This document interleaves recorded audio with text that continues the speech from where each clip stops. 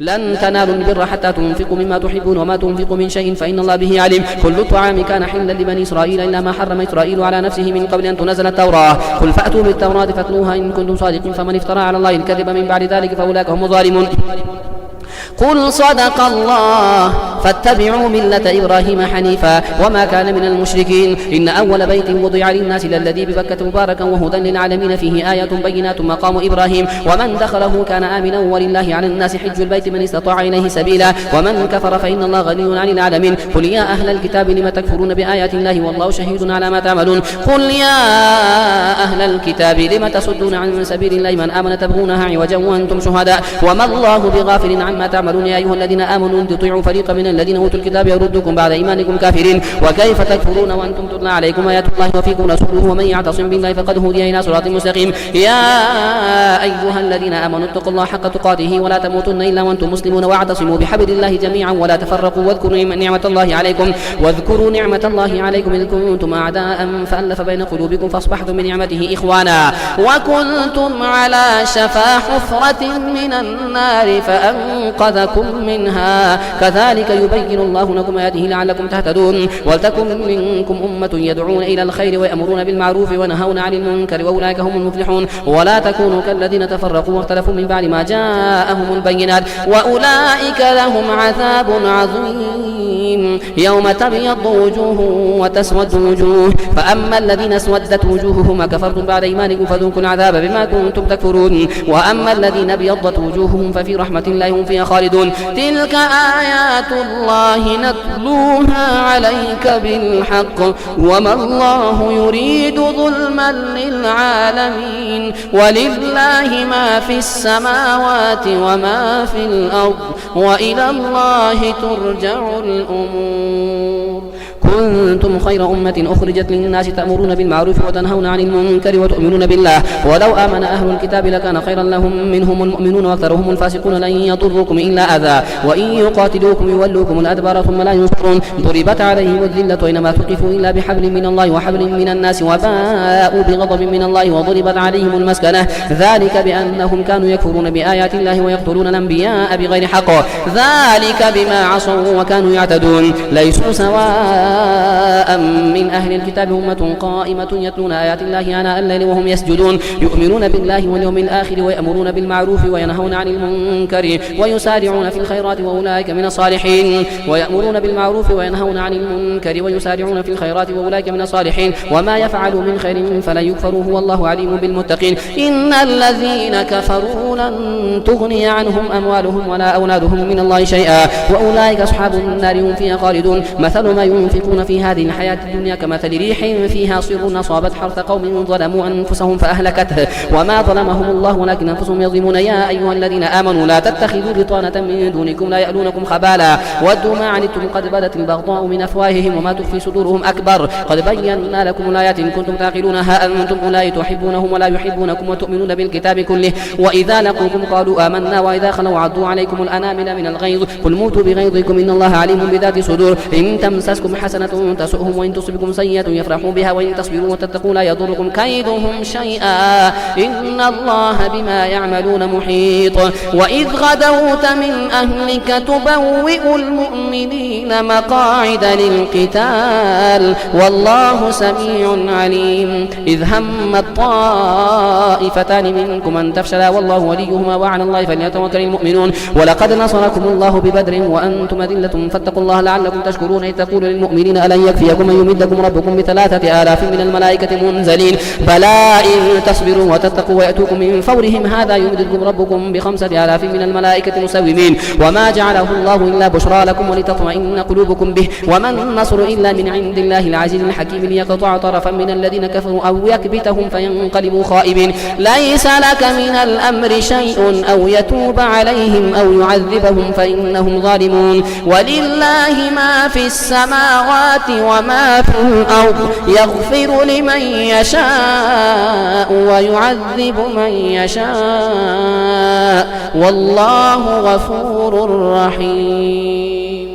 يا أيها الذين آمنوا لا تأكلوا الربا أضعافا مضاعفة واتقوا الله لعلكم تفلحون واتقوا النار التي أعدت للكافرين وأطيعوا الله والرسول لعلكم ترحمون وسارعوا إلى مغفرة من ربكم وجنة عرضها السماوات والأرض أعدت للمتقين الذين ينفقون في السراء والضراء والكاظمين الغيظ والعافين عن الناس والله يحب المحسنين والذين إذا فعلوا فاحشة أو ظلموا أنفسهم ذكروا الله فاستغفروا لذنوبهم ومن يغفر الذنوب إلا الله ولم يصروا على ما فعلوا وهم يعلمون أولئك جزاؤهم مغفرة من ربهم وجنات تجري من تحتها الأنهار خالدين فيها ونعم أجر العاملين قد خلت من قبلكم سنن فسيروا في الأرض فانظروا كيف كان عاقبة المكذبين هذا بيان للناس وهدى وموعظة للمتقين ولا تهنوا ولا تحزنوا وأنتم الأعلون إن كنتم مؤمنين إن يمسسكم قرح فقد مس القوم قرح مثله وتلك الأيام نداولها بين الناس وليعلم الله الذين آمنوا ويتخذ منكم شهداء والله لا يحب الظالمين وليمحص الله الذين آمنوا ويمحق الكافرين أم حسبتم أن تدخلوا الجنة ولما يعلم الله الذين جاهدوا منكم ويعلم الصابرين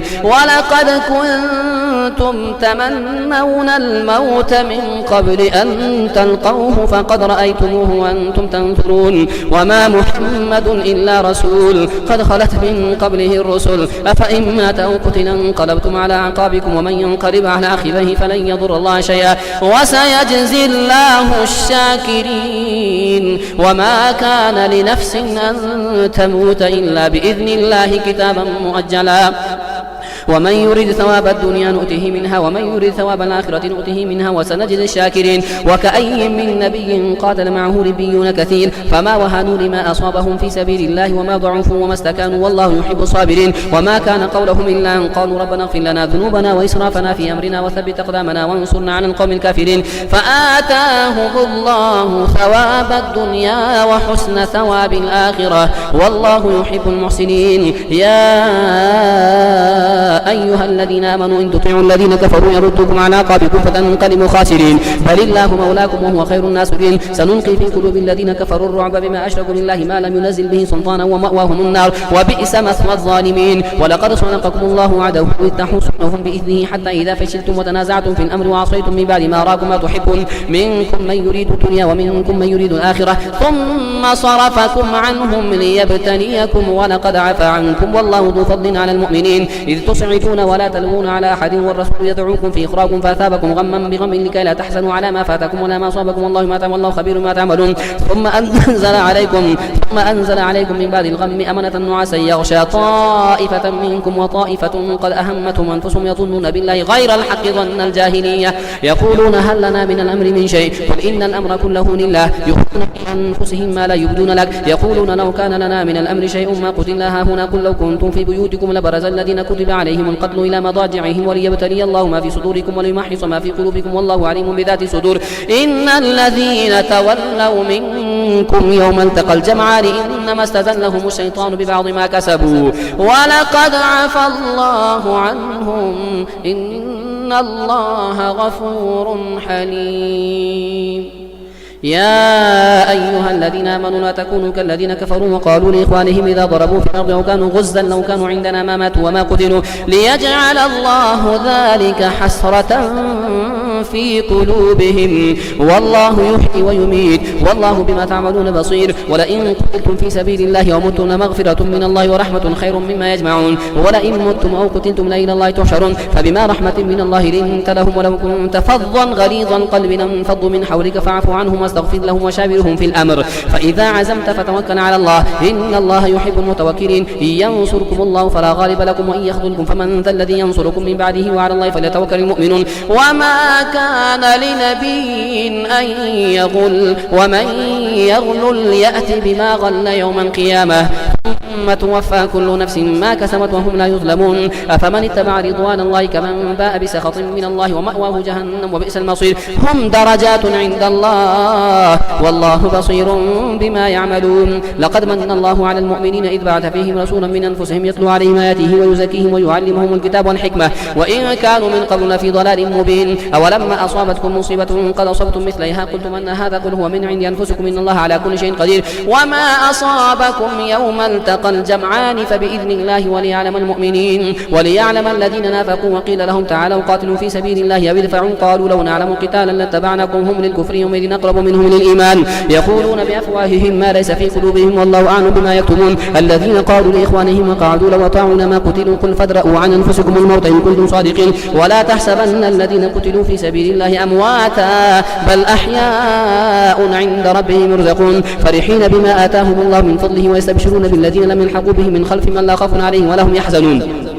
يستبشرون بنعمة من الله وفضل وأن الله لا يضيع أجر المؤمنين الذين استجابوا لله والرسول من بعد ما أصابهم القرح للذين أحسنوا منهم واتقوا أجر عظيم. الذين قال لهم الناس إن الناس قد جمعوا لكم فاخشوهم فزادهم إيمانا وقالوا حسبنا الله ونعم الوكيل فانقلبوا بنعمة من الله وفضل لم يمسسهم سوء واتبعوا رضوان الله والله ذو فضل عظيم. إنما ذلكم الشيطان يخوف أولياءه فلا تخافوهم وخافون إن كنتم مؤمنين ولا يحزنك الذين يسارعون في الكفر إنهم لن يضروا الله شيئا يريد الله ألا يجعل لهم حظا في الآخرة ولهم عذاب عظيم. إن الذين اشتروا الكفر بالإيمان لن يضروا الله شيئا ولهم عذاب أليم. ولا يحسبن الذين كفروا أنما نملي لهم خير لأنفسهم إنما نملي لهم ليزدادوا إثما ولهم عذاب مهين. ما كان الله ليذر المؤمنين على ما أنتم عليه حتى يميز الخبيث من الطيب وما كان الله ليطلعكم على الغيب ولكن الله يجتبي من رسله من يشاء فآمنوا بالله ورسله وإن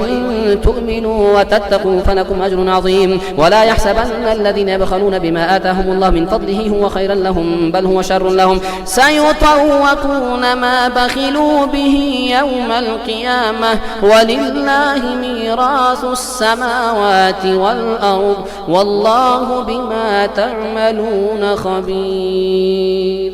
لقد سمع الله قول الذين قالوا إن الله فقير ونحن أغنياء سنكتب ما قالوا وقتلهم الأنبياء بغير حق ونقول ذوقوا عذاب الحريق ذلك بما قدمت أيديكم وأن الله ليس بظلام للعبيد. الذين قالوا إن الله عاهد إلينا ألا نؤمن لرسول حتى يأتينا بقربان تأكله النار قل قد جاءكم رسل من قبل بالبينات وبالذي قلتم فلم قتلتموهم إن كنتم صادقين فإن كذبوك فقد كذب رسل من قبلك جاءوا بالبينات والزبر والكتاب المنير كل نفس ذائقة الموت وإنما توفون أجوركم يوم القيامة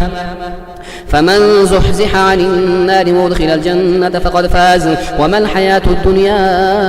إلا متاع الغرور. لتبلون في أموالكم وأنفسكم ولتسمعن من الذين أوتوا الكتاب من قبلكم ومن الذين أشركوا أذى كثيرا وإن تصبروا وتتقوا فإن ذلك من عزم الأمور. وإذ أخذ الله ميثاق الذين أوتوا الكتاب لتبيننه للناس ولا تكتمونه فنبذوه وراء ظهورهم واشتروا به ثمنا قليلا فبئس ما يشترون. لا تحسبن الذين يفرحون بما أتوا ويحبون أن يحمدوا بما لم يفعلوا فلا تحسبنهم بمفازة من العذاب ولهم عذاب أليم. ولله ملك السماوات والأرض والله على كل شيء قدير. إن في خلق السماوات والأرض واختلاف الليل والنهار لآيات لأولي الألباب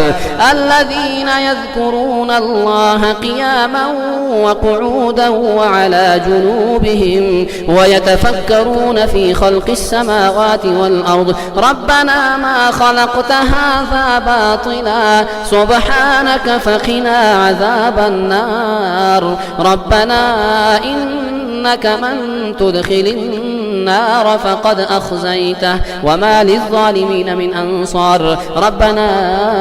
إننا سمعنا مناديا ينادي للإيمان أن آمنوا بربكم فآمنا ربنا فاغفر لنا ذنوبنا وكفر عنا سيئاتنا وتوفنا مع الأبرار ربنا وآتنا ما وعدتنا على رسلك ولا تخزنا يوم القيامة إنك لا تخلف الميعاد. فاستجاب لهم ربهم أني لا أضيع عمل عامل منكم من ذكر أو أنثى بعضكم من بعض فالذين هاجروا وأخرجوا من ديارهم وأوذوا في سبيلي وقاتلوا وقتلوا لأكفرن عنهم سيئاتهم ولأدخلنهم جنات تجري من تحتها الأنهار ثوابا من عند الله والله عنده حسن ثواب. لا يغرنك تقلب الذين كفروا في البلاد متاع قليل ثم مأواهم جهنم جهنم وبئس المهاد. لكن الذين اتقوا ربهم لهم جنات تجري من تحتها الأنهار خالدين فيها نزلا من عند الله وما عند الله خير للأبرار. وإن من أهل الكتاب لمن يؤمن بالله وما أنزل إليكم وما أنزل إليهم خاشعين لله لا يشترون بآيات الله ثمنا قليلا أولئك لهم أجرهم عند ربهم إن الله سريع الحساب. يا أيها الذين آمنوا اصبروا وصابروا ورابطوا واتقوا الله لعلكم تفلحون. يا أيها الناس اتقوا ربكم الذي خلقكم من نفس واحدة وخلق منها زوجها وبث منهما رجالا كثيرا ونساء واتقوا الله الذي تساءلون به والأرحام إن الله كان عليكم رقيبا. وآتوا أموالهم ولا تتبدلوا الخبيث بالطيب ولا تأكلوا أموالهم إلى أموالكم إنه كان حبا كبيرا. وإن خفتم شقاق بينهما فابعثوا حكما وإن خفتم ألا تقسطوا في اليتامى فانكحوا ما طاب لكم من النساء مثنى وثلاث ورباع فإن خفتم ألا تعدلوا فواحدة أو ما ملكت أيمانكم ذلك أدنى ألا تعولوا. وآتوا النساء صدقاتهن نحلة فإن طبن لكم عن شيء منه نفسا فكلوه هنيئا مريئا. ولا تؤتوا السفهاء أموالكم التي جعل الله لكم قياما وارزقوهم فيها واكسوهم وقولوا لهم قولا معروفا. وابتلوا اليتامى حتى إذا بلغوا النكاح فإن آنستم منهم رشدا فادفعوا إليهم أموالهم ولا تأكلوها إسرافا وبدارا أن يكبروا. ومن كان غنيا فليستعفف ومن كان فقيرا فليأكل بالمعروف. فإذا دفعتم إليهم أموالهم فأشهدوا عليهم وكفى بالله حسيبا. للرجال نصيب مما ترك الوالدان والأقربون وللنساء نصيب مما ترك الوالدان والأقربون مما قل منه أو كثر نصيبا مفروضا. وإذا حضر القسمة أولو القربى واليتامى والمساكين فارزقوهم منه وقولوا لهم قولا معروفا. وليخشى الذين لو تركوا من خلفهم ذرية ضعافا خافوا عليه فليتقوا الله وليقولوا قولا سديدا. إن الذين يأكلون أموال اليتامى ظلما إنما يأكلون في بطونهم نارا وسيصلون سعيرا. يوصيكم الله في أولادكم للذكر مثل حظ الأنثيين فإن كن نساء فوق اثنتين فلهن ثلث ما ترك وإن كانت واحدة فلها النصف ولأبويه لكل واحد منهما سدس مما ترك إن كان له ولد فإن لم يكن له ولد وورثه أبواه فلأمه الثلث فإن كان له إخوة فلأمه السدس من بعد وصية يوصي بها أو دين. آباؤكم وأبناؤكم لا تدرون أيهم أقرب لكم نفعا فريضة من الله إن الله كان عليما حكيما. ولكم نصف ما ترك أزواجكم إن لم يكن لهن ولد فإن كان لهن ولد فلكم الربع مما تركن من بعد وصية يوصين بها أو دين. ولهن الربع مما تركتم إن لم يكن لكم ولد فإن كان لكم ولد فلهن الثمن مما تركتم من بعد وصية يوصين بها أو دين. ولهن الربع مما تركتم إن لم يكن لكم ولد فإن كان لكم ولد فلهن الثمن ما تركتم من بعد وصية توصون بها أو دين. وإن كان رجل يورث كلالة أو امرأة وله أخ أو أخت فلكل واحد منهما السدس فإن كانوا أكثر من ذلك فهم شركاء في الثلث من بعد وصية يوصى بها أو دين غير مضار وصية من الله والله عليم حليم. تلك حدود الله ومن يطع الله ورسوله يدخله جنات تجري من تحتها الأنهار خالدين فيها وذلك الفوز العظيم. ومن يعص الله ورسوله ويتعد حدوده يدخله نارا خالدا فيها وله عذاب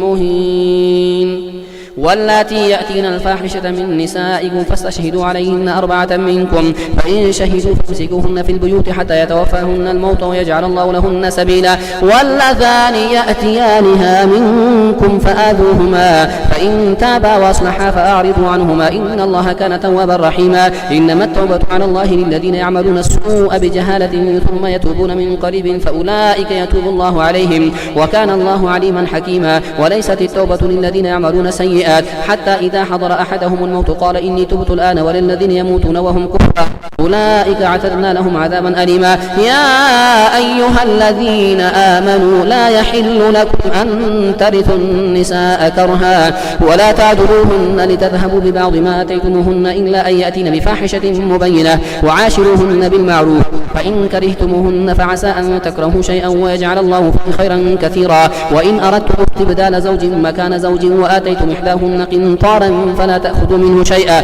أتأخذونه بهتانا وإثما مبينا وكيف تأخذونه وقد أفضى بعضكم إلى بعض وأخذن منكم ميثاقا غليظا ولا تنكحوا ما نكح آباؤكم من النساء إلا ما قد سلف إنه كان فاحشة ومقتا وساء سبيلا حرمت عليكم أمهاتكم وبناتكم وأخواتكم وعماتكم وخالاتكم وبنات الأخ وبنات الأخت وأمهاتكم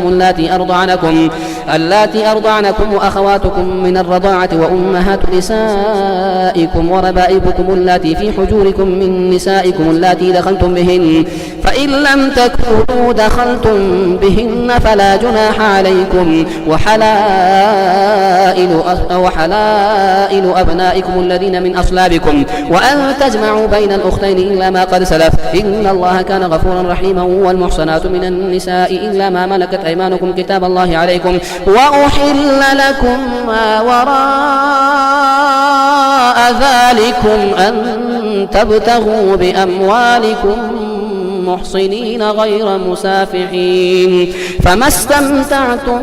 به منهن فآتوهن أجورهن فريضة ولا جناح عليكم فيما تراضيتم من بعد الفريضة إن الله كان عليما حكيما.